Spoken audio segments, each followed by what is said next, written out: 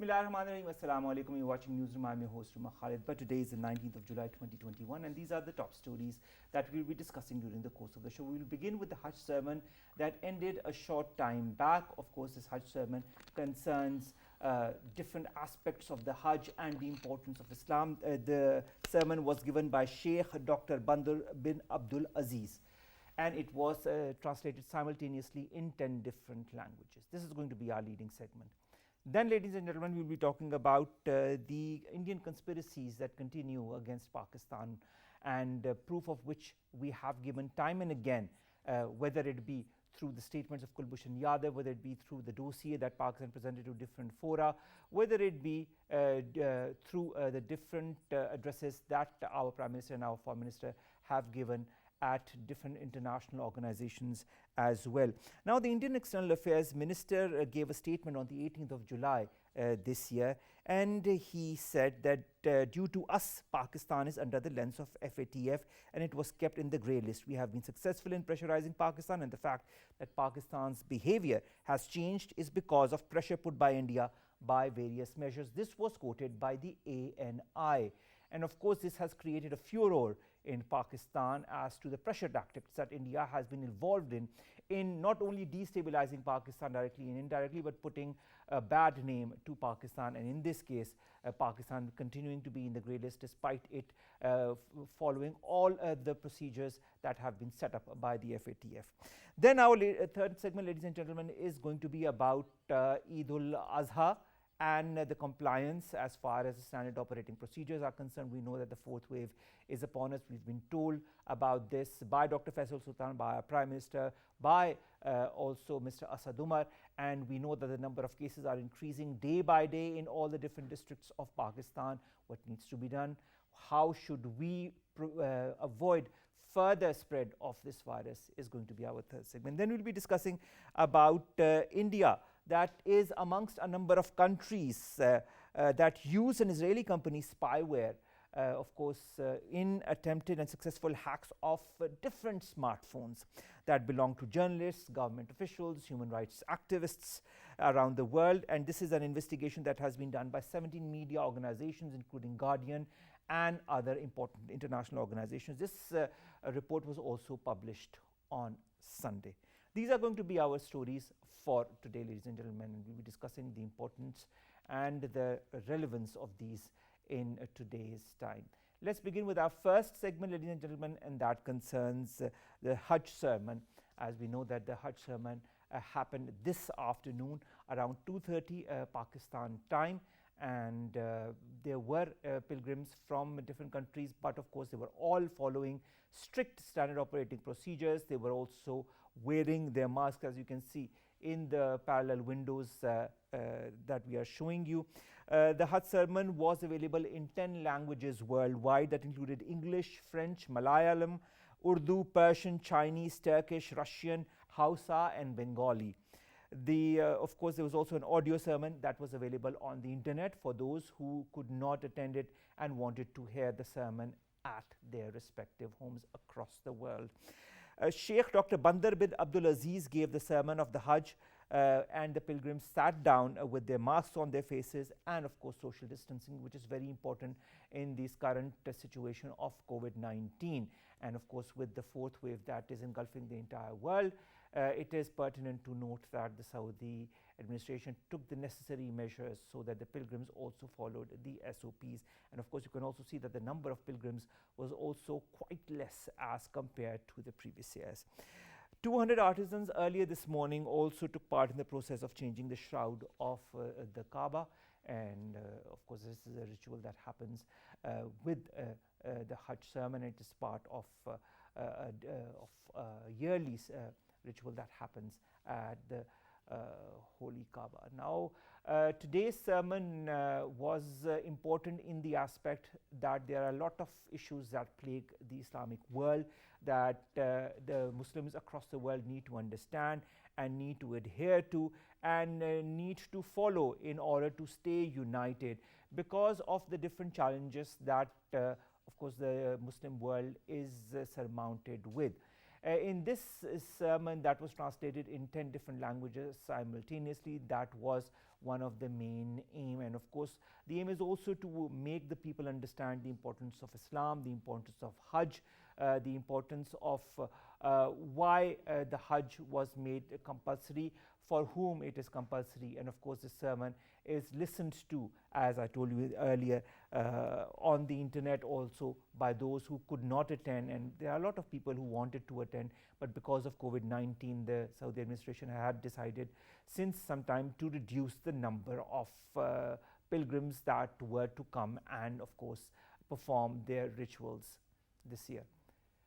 Now let's come to the second segment, ladies and gentlemen, and that concerns the Indian conspiracies against Pakistan. Nothing new there, but of course Mr. Jaishankar's statement that came on the 18th of July, in which he says that due to them, that is due to India, Pakistan was under the lens of the FATF and was kept in the grey list. This has created a furore. Now we'll be talking to our guest after a short break, but before that short break, of course, let's go to the report, and that describes all the machinations that Indians have been perpetrating against Pakistan. India, having a history of hatching conspiracies against Pakistan over the last many years and being perturbed over its economic achievements, has been trying to destabilize the country through various means. The notorious regional reprobate on Sunday brazenly admitted that Narendra Modi government had ensured that Pakistan remained on the grey list of the Financial Action Task Force. External Affairs Minister Subramanian Jaishankar, while addressing a virtual training program on the foreign policy of BJP leaders, confessed that efforts being made by the BJP government are responsible for keeping Pakistan in FATF grey list. Back in June, FATF, the global body working to combat financing of terrorism and money laundering, retained Pakistan on its grey list, despite the country meeting 26 out of 27 conditions, and handed it over a new 6-point action plan, keeping Islamabad exposed to global pressure tactics. Foreign Minister Shah Mahmood Qureshi had already warned prior to FATF decision that India was making attempts to misuse the forum of Financial Action Task Force for the political purposes and doing continuous propaganda against Pakistan. The strangulation of Pakistan through a technical body, alleged politicization and Indian maneuvering pose harsh questions about the credibility and transparency of FATF. Unraveling the latest Indian sabotage attempt, Pakistan revealed that it had concrete evidence and intelligence linking arch-rival India to a car bombing prior to FATF meeting, which was sheer attempt to influence the decision. Pakistan had been repeatedly asserting that India was involved in terrorism against Pakistan. Besides creating problems in Balochistan through its spies like Kulbhushan Yadav, India was also trying to create unrest in Karachi, along with sponsoring terrorist outfits in Afghanistan. These heinous Indian designs are dangerously imperiling the regional peace and security of South Asia, and this must be accounted for. Now, to talk more about the Indian machinations against Pakistan, and that includes the latest on the FATF, we've been joined by Saddam Hussein, who's an economist. Saddam, thank you very much to have joined us. Saddam, did this come to you as a surprise on the different machinations that India has been perpetrating against Pakistan, especially as far as the FATF is concerned? No, I guess it was not a surprise, because if you analyze the ideology of RSS, it's not something which is looking forward towards the regional countries to engage with them, to work with them. They believe in Hindu supremacy across the region, and for that the biggest hurdle is our country, the Pakistan. They want to destabilize Pakistan, weaken Pakistan, and after that the other countries are very small and could be easily influenced. So they have one point agenda against us, so they will hit us everywhere where they can, and they have been hitting us in FATF, and they have been lobbying against us, and they have been maneuvering things. But we should be thankful for the External Affairs Minister that he admitted himself. It made it the case easy for us. Was this admission deliberate in your point of view, or was this just a slip of the tongue? It could be both. It could be a slip of tongue, or it could be an indirect show of Indian influence, that they want to show that we are strong, we have influence in the global arenas. So it could be like a deliberate attempt to show the strength of Indian influence across the world. but it could also be a slip of tongue. All right. So it could be both ways. Now the reactions have come from the Pakistani side, whether it be Shahid Qureshi Saab, who says manipulating an important technical forum for narrow political designs against Pakistan is disgraceful, but not surprising for the Modi government. I think he hits the nail on the head. And also by Hamad Azhar Saab, Shri Mazari Saiba, who said that India's membership of the FATF becomes a question mark under the Modi-led government's funding of terrorism in the neighborhood. Do you feel that under the current circumstances, with the revelations made by Mr. Jaishankar, that there will be any kind of measure taken by the FATF against India or by any important organization against India? I don't think so. There will be a strong action or measure against India, looking at the history, because India is a big economy and the market and interests are there. The FATF was established by the G7 countries, which is America is the major player there, and it has been financing the FATF. So if you zoom out, there's interests in the region, US interests, Indian interests in Afghanistan war, and we aligning with China and CPEC and BRI. So Indian bloc which includes America, and again the France is also there in FATF. In the G7 countries who established FATF. So we have been very vocal against France, against the figures, the prophetic figures that they have made. So France, US, India, their interests are aligned. So this is why Pakistan is in hot waters. But I don't think so there will be significant action against India, because their interests are aligned, and China is asserting its role in the region, and America leaving Afghanistan, and the regional countries with the help of China, they are acquiring a more so is this a pressure tactic, for example, because we know very well that Pakistan has refused to give any kind of basis to the United States of America. Do you feel that what has happened at the FATF, of course with the collusion of India, is a deliberate pressure tactic to put Pakistan on the sideline? Exactly. This is what I was saying, that if you zoom out, there are other things in the equation. But I guess the main concern of the US would be not Afghanistan but CPEC. It needs to counter it, and Indian would also counter the CPEC, because if it operationalizes and it becomes functional, the CPEC and BRI, and China will become a major player in the global affairs. It is now, but it will be technically a major player then. And Pakistan will evolve its position and would be able to counter the India economic way in terms of economy and regional alignments and regional blocs. So I guess India is apprehensive about Pakistan's future role. So that's why this is happening across. They are hitting us in FATF and trying to assassinate our image and trying to tell the world that we are not a responsible state. Now, on the other hand, if you see, there were the cases of the uranium in India. 2 times the uranium was arrested. But the uranium, the nuclear weapons and procurement, and it was procured in black. It was not a legal market. It was procured in black. But what action was taken against India? It was and not why taken. was there no action? Exactly. And why was there no action? And even the International Atomic Energy, it's very much silent on the issue. There was no action taken. So I guess it's all a political. And all the hawalas and all the other instruments that India has been using in order to kind of transfer money illegally. There is no action taken against India. But on the other hand, India is kind of either pressurizing the FATF or using or influencing the FATF. How can India have such a lot of clout in order to do that? I guess economics is in the driving seat, because India is a big market. Many firms are operating there. Many manufacturing plants of many firms and companies are there. So if you are not good with India, or if you make India angry, then you will lose economically and you will lose billions. So I guess it's no more ethical or a moral issue. It's about economics.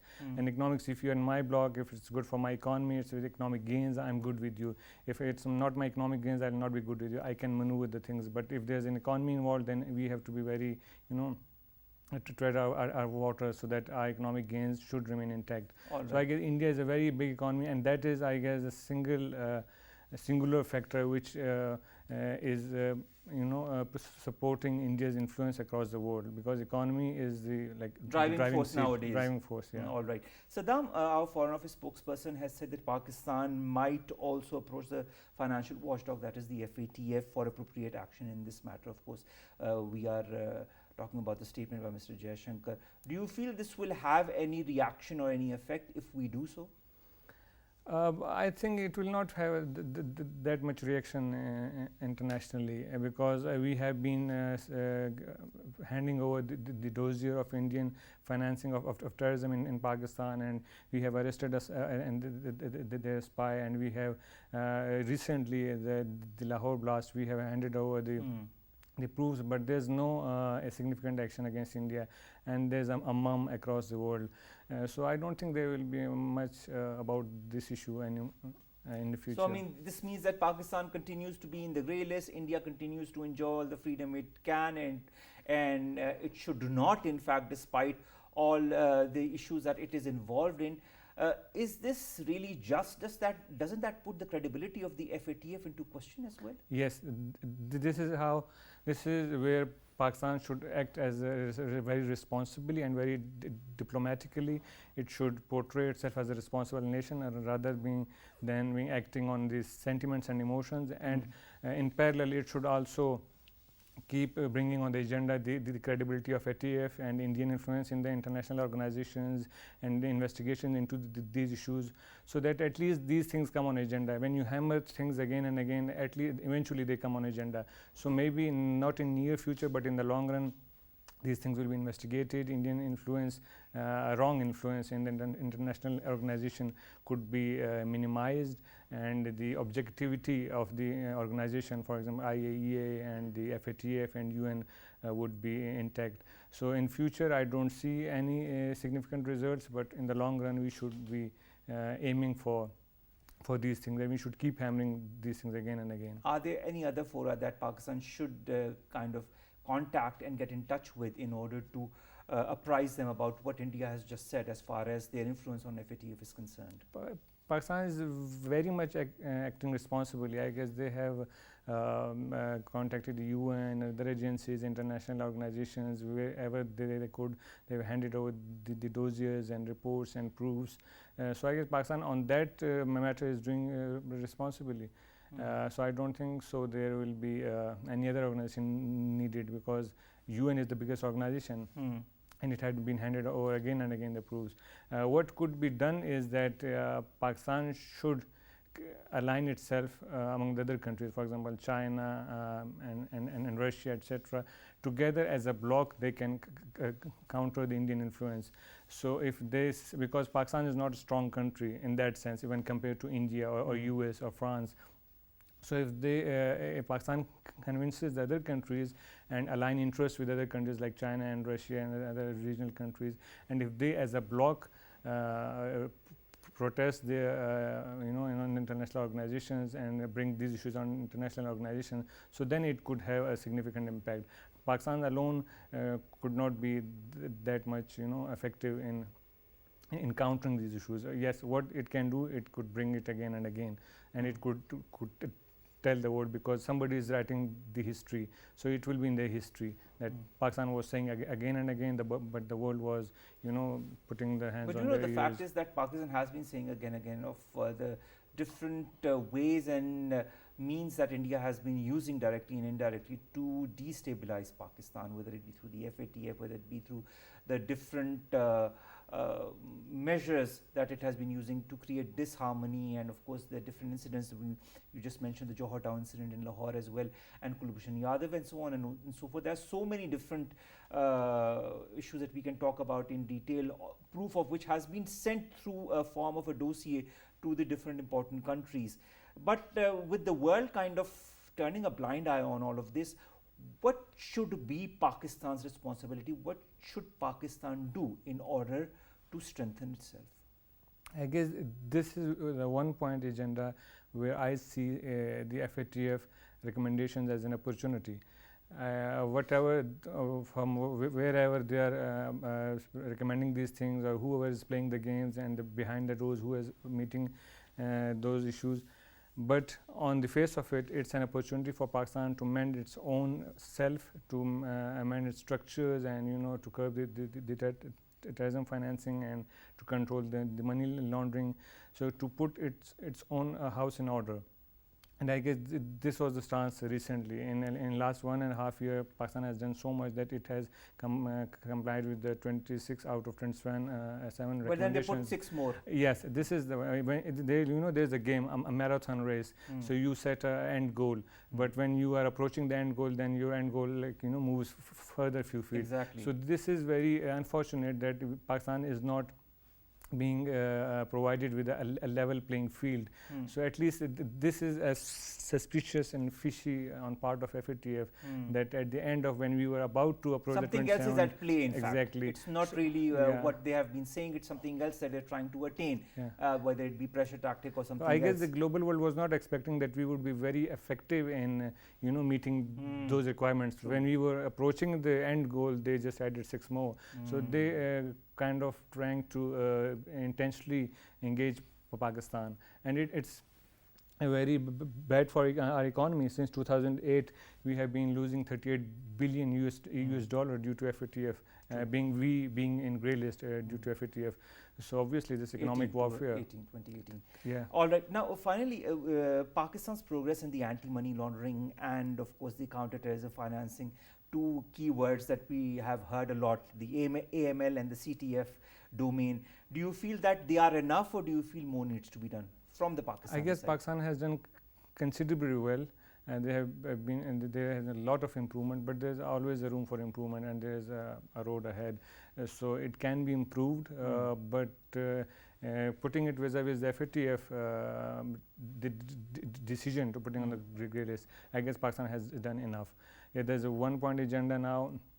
1 point is left, and I guess Pakistan is already doing about it, and it would soon be. I hope by the next year we'll be out of the grey list. But again, who knows? The goalpost will be changed. We never again. know that new tasks might be put to Pakistan or Exactly. given to Pakistan. Thank you very much, Saddam Hussein, to have Thank joined you. us. That is Thank you. Saddam Hussein, leading economist from Pakistan, and of course talking about this statement, the very troubling statement by Jaishankar, but nevertheless a statement that a lot of people knew and understood, that as far as India's influence on the FATF is concerned. Let's go to our second segment, ladies and gentlemen, and that concerns, in fact, our third segment that concerns Eid ul-Azha. That is just around the corner. The day after tomorrow is Eid ul-Azha. But despite the fact that Eid is just around the corner, a lot of people are still not following the SOPs, despite the fact also that the 4th wave of COVID is upon us. More in the following report. Variant of COVID-19, as it is the dominant strain worldwide and is accompanied by a surge in death. The emergence of the Delta variant has raised concerns in Pakistan of a 4th wave of coronavirus. While the Delta variant was initially identified in India and hence called the Indian variant, Pakistan reported 2,452 new coronavirus cases in 24 hours, taking the country's COVID-19 tally to 991,727, and death toll climbed to 22,811 after 30 more people surrendered to the deadly disease. Special Assistant to the Prime Minister on Health, Dr. Faisal Sultan, already apprised that COVID-19 variants, especially the Delta variant, are instigating the downward trajectory of coronavirus cases in Pakistan. The country reported its first case of the Delta variant on 28th May. In the following week, the country saw more infections amongst passengers flying from UAE. It is almost impossible for Pakistan to halt the entry of the variant. The challenge now is how this strain can be handled against the backdrop of Eid ul-Azha. The spread of the Delta variant is 50% faster as compared to other variants, and the situation could only be controlled if people diligently get themselves vaccinated and follow SOPs. The alarming empirical evidence found by the National Institute of Virology in University of Karachi illustrates the urgency of situation, as it speculated significant incidents of Delta virus. The dramatically dwindling situation of COVID-19 in Pakistan has garnered momentum owing to several factors: purportedly lax compliance with SOPs, slow pace of vaccination, and flawed screening procedures at airports. Since unbridled spread of Delta variant might translate into fatal ramifications, cogent precaution on Eid ul-Azha is compelling need of the hour. Now to talk more about the 4th wave of COVID-19, the non-compliance of the SOPs and what could be the results if the people continue to not follow the SOPs. We've been joined by Dr. Atta Rehman. He's the Chief Scientific Advisor. Thank you very much, Dr. Saab, to have joined us. Sir, Eid ul-Azha is just around the corner. It's the day after tomorrow. But despite that, we see a lot of people, even when they are buying their cattle, not following the SOPs. A lot of those who are selling their cattle are not following the SOPs. A lot of people are propagating different theories as far as the vaccines are concerned. Why is there still this kind of an environment in a country that needs to be very careful when it comes to the fourth wave of COVID-19? Yes, you are absolutely right. The situation is quite alarming because, as you just mentioned in your report, that the National Institute of Virology, which is my center at Karachi University, as a part of the International Center for Chemical and Biological Sciences, we have found that about 70%, 70% of the cases being found in Karachi, which are coming up, are actually Delta virus cases. So this has now overtaken the alpha, beta, gamma, and the original Chinese virus, and is now the dominant virus, at least in Karachi, and this could also be true in other cities. Now, this is a very dangerous variant, because once it comes into a city, it takes over. It suppresses everybody, all the other variants, and we have seen this in Bangladesh, we have seen this in Indonesia, we have seen this even in USA and Europe, even in the vaccinated countries, where you have a phenomenal rise in spite of the vaccinations in the number of affected cases. So this is a very alarming situation in Pakistan. We are now having about 2,500 cases every day, and this is even before Eid. Now within Eid, as you rightly say, if people are going to mix, then this is going to grow exponentially, and it can very quickly go out of control if we are not careful, and we may have to nilly-willy go towards a complete lockdown situation, which I hope will not happen, because as I said, once it spreads, it's like wildfire. You can't control it, and it's already started spreading, and we have become the dominant variant, at least in Karachi and possibly in other cities. So what we need to do is to create awareness.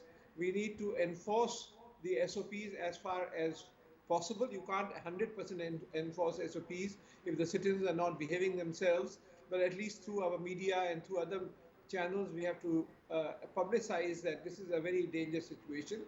And also additionally, in things like travel, we need to make sure that the old SOPs, for instance, in air travel, one seat used to be vacant in the aeroplane and the other was occupied, so SOPs were maintained. That is no longer being done. The same in train travel. The same applies to functions that are held. So and especially during Eid, people should not have gatherings in closed places, because that's where the transmission is the most severe. And the problem is that this virus attacks extremely quickly, because it has undergone changes in the so-called spike protein. You know, it's like a molecular ball with little hooks onto it, and these hooks then join up with human cells, and then it penetrates and goes inside and attacks the lungs as well as the colon specifically, this Delta virus. And before you know it, it's too late.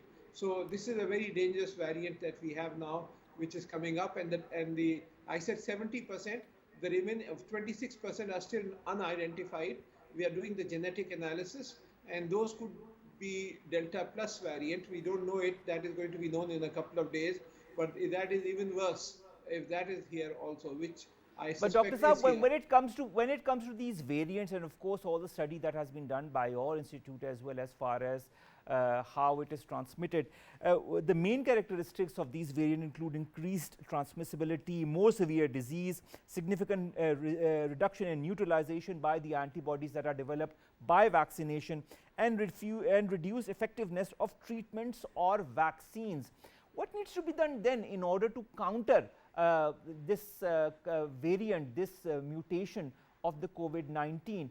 Is vaccination of every single citizen the most pertinent thing that could maybe stop it, or is there something else also that we need to do apart from following the SOPs? You see, there are only two ways to control it. One is that at least 80% of the population is vaccinated, and so you then have protection. And then the spread starts coming down, as we have seen in the UK and USA, where although the number of cases are spreading, the hospitalization and deaths are minimal because the majority of people are now vaccinated in some of these advanced countries.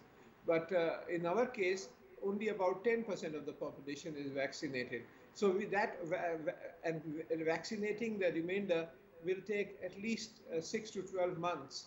So we have no option except to follow the SOPs. There is no other way. And because this is going to continue to mutate, new variants will continue to arrive, which will be much worse than the previous variant. Until you have the world population, not just your population, mostly protected, we have to learn to live with it, alas. And this is really a very, very serious situation, because there is always a risk of a very lethal variant arising out of the mutation. The lethality rate in this particular COVID variants is about 1 or 1.5%. The older members of this family, which are MERS and SARS, had a much higher lethality rate. Many more people used to die, but their spread was not so much, so those could be controlled relatively easily. So this can easily mutate to a much more deadly variant, and then it will be completely out of control, because if we have that happening here. A scientific question, Dr. Saab, how does a virus mutate to such an extent that we've had an alpha and a beta and a gamma and now a delta variant, and we might see other variants coming in the days and the weeks ahead? How does the basically virus what mutate? happens is that once the virus penetrates into your cells and takes over the multiplication machinery, there is a kind of a natural photocopying machine. I'm just putting it in simple terms, which makes millions and billions and trillions of copies. This is actually an enzyme called polymerase, and it is through this multiplication that the variant creates a large number of identical copies. But some copies that are made are not identical, they are errors. And some of those errors are good errors, which means that the variants produced are not as bad as the original one, but some of the errors in this photocopying process, in this multiplication process, are bad errors, which means that the variants have a much greater transmissibility or lethality and other negative properties. So it is these bad errors that occur in the multiplication process. Those then come out and then they dominate and they suppress the other variants. So this is a standard natural phenomena that is occurring, and it is part of the internal multiplication process that the worst varieties are actually taking over and suppressing the other varieties. And that is why you find that all over the world, the original COVID-19 Chinese virus is hardly there now. It was then dominated by alpha, and then the beta, and then the gamma, and then now the delta and delta plus. And this is going to continue to happen till we are all protected. All right. So, as far as the delta variant is concerned, will the normal SOPs suffice, or do we need to be extra careful? For example, a lot of people talk about wearing a double layer of masks. Is that important, or a single layer of mask would do? And also, any soap, washing your hands with any form of soap, will that suffice to get rid of the virus as well, if we do get it on our hands? Yes, indeed. If you use a double mask, that will certainly be better.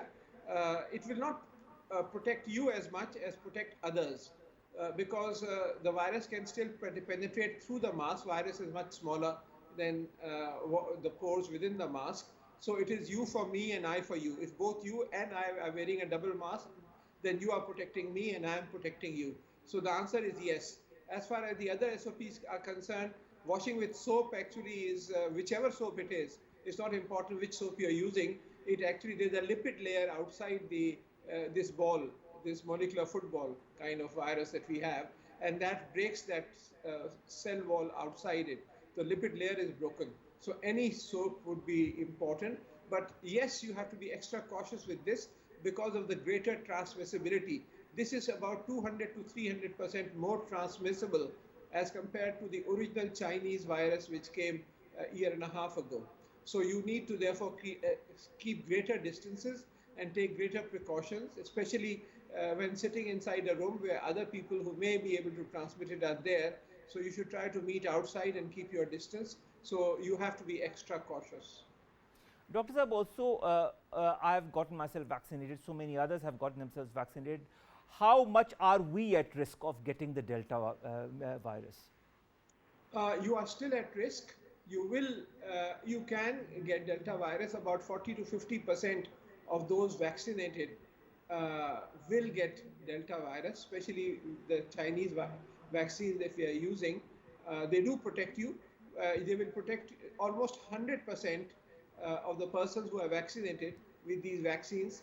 It will prevent them from serious illness, from hospitalization and from death. But you can have a mild attack. At least about half of the people who are vaccinated can have a mild cough, but you become transmissible when you are having that attack. And once you are transmissible, others that you come near who don't have the vaccination done so far, they become, their life is threatened. So you are still protected, but others around you, you are responsible for their health. So one has to be extra careful. Sir, there are also reports that the symptoms and signs when you get the Delta virus are different from the other forms of the virus. Is that true? Yes, to some extent they are different. You don't have that much of a cough as you have with the previous version. You still have a cough, but it's usually a mild cough. It attacks your lungs very quickly. So in the previous variants, the cough lasted for a long time and you could understand that, okay, there's something wrong, go to a doctor. Here it can spread very quickly and damage your lungs. Before you know it, 1/3 of your lungs are gone.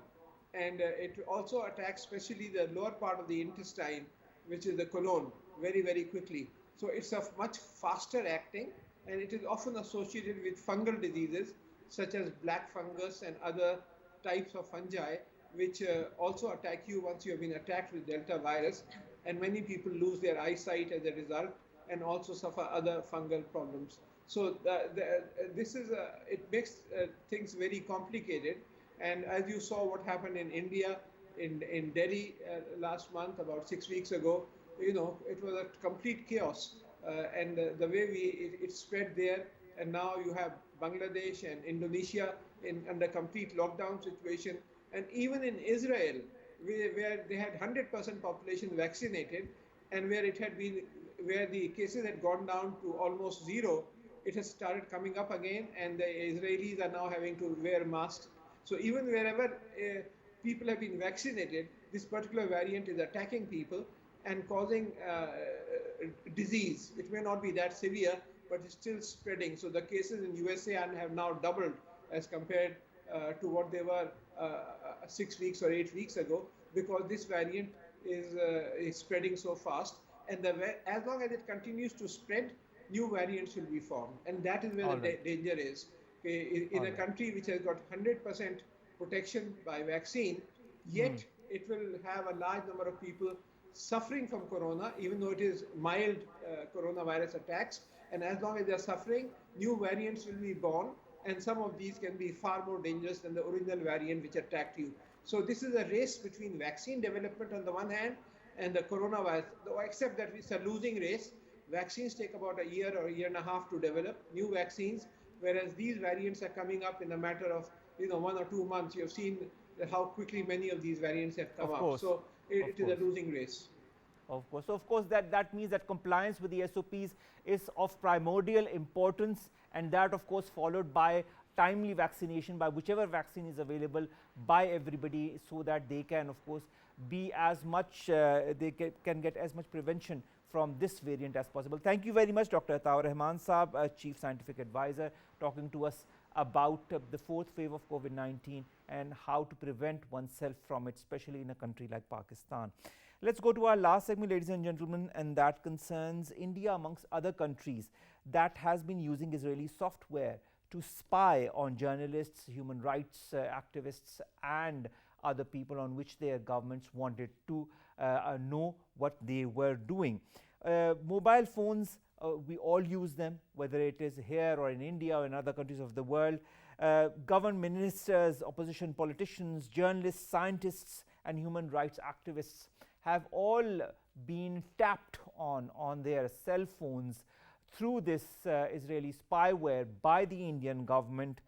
40 Indian journalists from major publications such as the Hindustan Times, the Hindu, the Indian Express, as well as 2 founding editors of The Wire have been found out to be those whose mobile phones had been tampered with this spyware, so that the government of India could know what they were saying, to whom they were talking, and which kind of messaging they were doing with the other people. Also, we've had a response that has come from Pakistan. Our Minister for Information and Broadcasting, Fawad Chaudhry, has said he was extremely concerned by these reports, and he has said that unethical policies of the Modi government have dangerously polarized India and the region. Also, our Human Rights Minister Shiri Mazari has said that has addressed the part 2 of this report on how the Indian government has spied on its own ministers, and this part 2 of the report is expected today. There are different organizations that were behind this report, and of course this whole investigation. And India is not the only country that has been involved in spying on its people. There are more than 30 different countries that have been spying on its people in order to know what they are up to and what they are doing. This is malware. The name of the malware is Pegasus, and this has been in the headlines since the year 2016, but it has only grown more relevant now with this report that has recently come out. And one of the organizations, of course, the Washington Post, has said that the Pegasus spyware licensed by the NSO group of Israel was also used to target phones that belonged to people who were close to other very important political victims. And this is going to open a whole Pandora's box as far as how different governments are utilizing malware to spy on their own ministers, their own government officials, and their human rights activists. We'll be bringing more on you when and if that comes along. With that, we come to an end of today's newsroom. We'll see you inshallah tomorrow with news segments and stories that matter to you, to us, and to Pakistan. Till then, stay safe, get yourselves vaccinated, and follow the SOPs. Allah Hafiz.